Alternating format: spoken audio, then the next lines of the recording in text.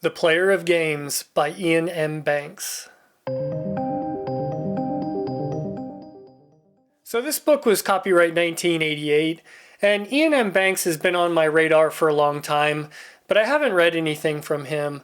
I knew about his science fiction, and I was also recommended one of his fiction books in the past by a coworker, and I had never got around to reading him until now. A while back, John from Sci-Fi Scavenger did a review of this book, kind of brought him back up to my attention, and then shortly after that, I found this trade paperback in our local used bookstore for a really good price. So I kind of figured the universe was telling me something and wanted to give it a go. So my copy here, it's a trade paperback from Orbit. It's just under 400 pages. And the first thing I want to talk about is this Culture series, because this is book 2 of a 10-book series that Iain M. Banks wrote that's all part of this Culture universe. And I'm usually someone who likes to read things in order, and a lot of people recommend starting with this book instead of the first book. And I was kind of on the fence, but I went ahead and took people's advice. And I got to say, I don't ever feel like I was lost or anything like that. I think this book read as a really good standalone. Now, not having read the other books, there could have been some extra insight into the universe and the culture, but I feel like I had a great time with this book regardless. And I really love this book. This had all the elements of science fiction that I like, and it also had some other layers of some like mystery and some twists and some other things that I enjoy in not only science fiction but even contemporary fiction or literary fiction. So first off, I'll talk about the culture just a little bit. There's other videos. People have done videos that just talk about the culture. But basically, it's kind of like this utopia that doesn't have a lot of laws enforced, which kind of seems weird, but the way he describes it, it kind of makes sense.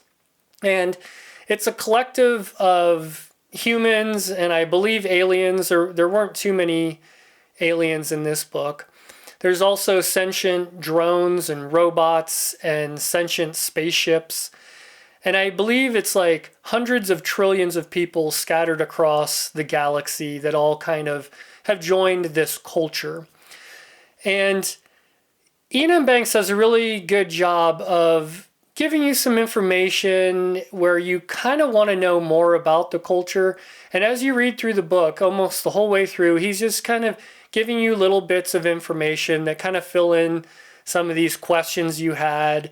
And it really kept me moving through the book. Not that I had a problem moving through the book because I thought it was paced great, but I think the way he handled the culture was done really well. And I'm sure reading some of the other books in the series, you start to know more and more about the culture. Another thing I want to talk about in the culture is there's a group within the culture called Contact. And when a new alien race or planet or somebody that had never been exposed to the culture before is found, they use this group, Contact, to go make first contact with them. Because as you can imagine, it's kind of a dicey situation when you're approaching a lesser civilization and you're coming in force and it's like a diplomatic team that kind of goes and makes the first contact. So without that out of the way, I'm going to go briefly into the plot and then talk about some pros and cons and then wrap up the video. So when we start off the book, our main character, his name is Gurgay, and he plays these elaborate games within the culture, the society. And these are kind of like, it sounded like 3D chess matches, real elaborate games. Some of them can take days to complete.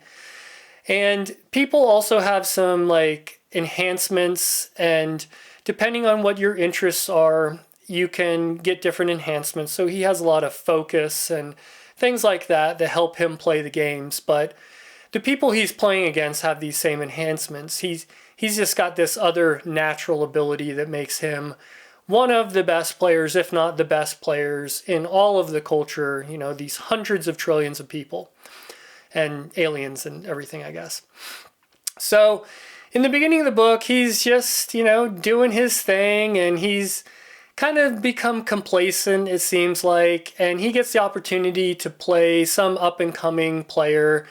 There's this girl who is kind of a new phenom, and he ends up playing this match with her, and he gets to a point where he gets a chance to do something in one of these games that's never been done before. And if you can imagine, in a universe this big, that's probably a really hard thing to do. So, without spoiling anything, there happens to be a complication with that situation that just kind of puts him in a unique situation.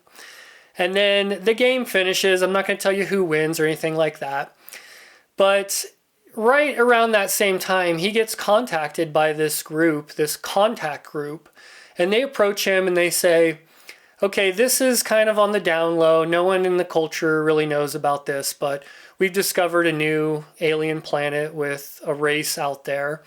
And it's really unique. Their whole society and everything about them is kind of based on these games. And if you think our games are elaborate here in the culture, their games are like 3 to 4 times more complicated. They take days and days, multiple boards, all of this going on, And I'll get to the games in the pros and cons, because that was one of the things that kind of put me off on this series. I was afraid he was going to go into elaborate detail about the games, but it's handled really well. But anyways, our main character, he's got a lot going on. He's complacent. There's a situation that happened when he was playing this girl at the game, and then he gets approached by Contact, and this mission, it's going to take like 2 years on a ship to get there, probably a year to play the game, and 2 years to come back. So it's going to be 5 years out of his life.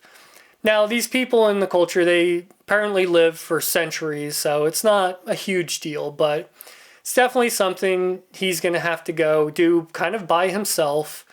They don't want a lot of other people going because it's kind of on a hush-hush basis. So he ends up agreeing to go.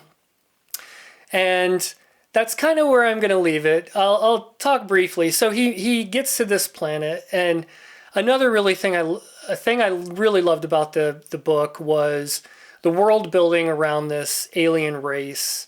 They have 3 sexes. They have just this unique system with these games.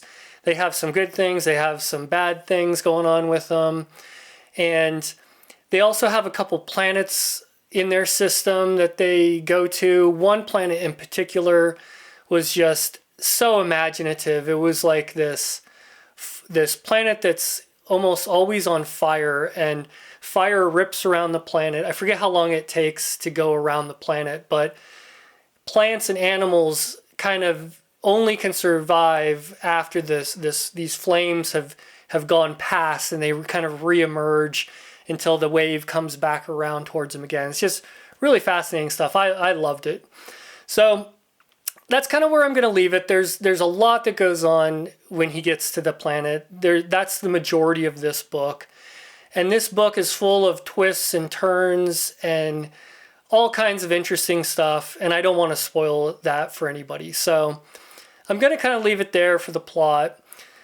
I'll go into some pros and cons. So one of the main pros for me, not knowing too much about this book and knowing just basically that it was about this guy that plays games, I thought you'd be reading these like boring passages of almost like describing a chess game. And Iain Banks describes the games enough. There's parts in the games that he describes so you know what's going on and you know how high the stakes are, but he never overdoes it. I was never bored by him describing what's going on. I think he handled that perfectly. And so that, what I thought could have been an issue, ended up not being an issue at all. The plot and the pacing were amazing. The reveals and all the ways the kind of the story unfolds was just done perfectly. I was always wanting to kind of keep reading. There was a little bit of a slow part in the beginning when Gergely is just kind of hanging out and they're setting up the story, but that didn't last very long, and then we just kind of ripped through the book, and it was awesome. So the characters were good. There's not a lot of characters in this book.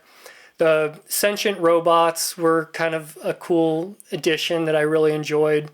They had like this kind of witty humor to them and banter between them and Gurgay, which was great. Gurgay was good, but there was a point in the book where he kind of gets pissed for some reason, and then I kind of fell in love with his character. So just stick with it. If you don't really love him, you might kind of grow to love him. And then the other thing I want to say is this book is kind of broken up into 4 parts. And in the beginning of each part, Iain M. Banks kind of breaks the fourth wall, and there's this unknown entity that's talking to you, the reader. And you don't know who this thing is, this person, whatever it is. And they kind of just give you little tidbits of information in the beginning of each of these sections. And it ends up playing a really interesting, great part to the overall story. And I think it was done really good because the whole time you're just wondering, who this thing is. So overall, I loved it. As far as cons, I can't really think of many cons. Like I said, maybe it was a little slow in the beginning. The ending was very satisfying. Maybe not as much as I built it up to be, because that's another thing I knew. People said the ending is just amazing in this book. And it is. It's very amazing. But I was maybe, I don't want to give anything away. So overall, I love this book. I can't wait to read more from Iain M. Banks. The fiction book that I was recommended was The Crow Road. And I was at my library recently. I saw they have that there. So that might be the next book I read of his. And then sometime in the future, I think I'm going to go back to book 1 and just read through the whole Culture series, all 10 books, because, like I said, I just really loved it. So if that's something that sounds interesting to you, definitely check it out. I would think that even if you're not a big science fiction reader, you'd have no problem with this book, and it's just a lot of fun. So next up, I'm reading Neuromancer by William Gibson. So just look for that video review coming out, and we'll see you in the next video.